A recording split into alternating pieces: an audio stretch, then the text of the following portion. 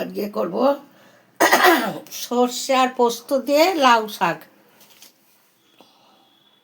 পেঁয়াজ গাছ দিয়ে, পেঁয়াজ কালি, পেঁয়াজ গাছ এই দিয়ে লাউ পালং শাক রাঁধলে খুব খেতে ভালো লাগবে। পেঁয়াজ কালি আর পেঁয়াজ গাছ দিয়ে।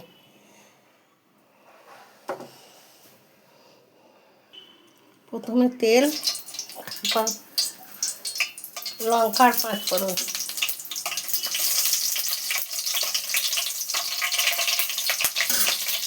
এবার এতে পেঁয়াজ গাছগুলো দিয়ে দেবো। আগে পেঁয়াজ কালি আর গাছগুলো আছে।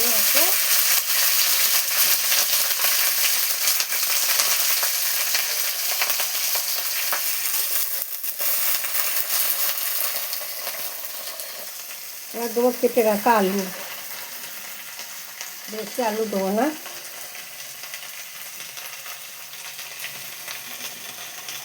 আলুগুলোকেও আর একটু ভাজবো পেঁয়াজ কালির সঙ্গে।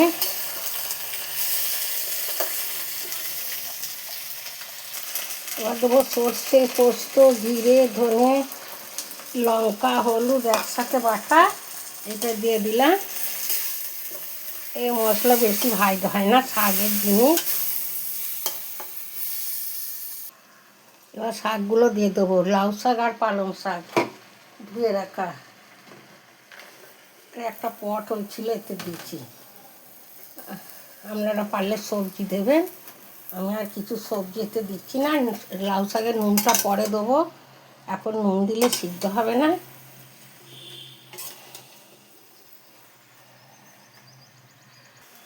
এবার জল দেবো, দিয়ে সিদ্ধ করতে দেবো।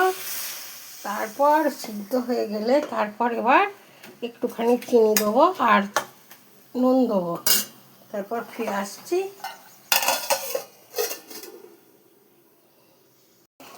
নুনটা দিয়ে দিয়েছিলাম, বাসাটা দিলাম। বাসাটা দিয়ে আবার একটু ফুটিয়ে তারপর ফিরে আসছি। শাকটা পুরো রেডি হয়ে গেছে, কত সুন্দর হয়েছে। একটুখানি আমি রস রাখবো, এটা ভাত দিয়ে খাওয়া হবে।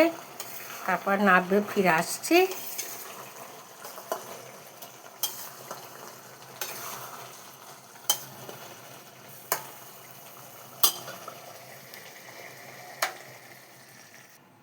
দেখুন বন্ধুরা, পেঁয়াজ গাইতে লাউ পালং শাকটা কীরকম হয়েছে একটু কমেন্টে জানাবেন। পোস্তও দেওয়া আছে, খুব ভালো হয়েছে। এটা দিয়ে ভাত খাওয়া যাবে। আসছি, আবার দেখা হবে বিকালে। সকলে ভালো থাকবেন, সুস্থ থাকবেন। এটা সন্ধেবেলা ছাড়বো।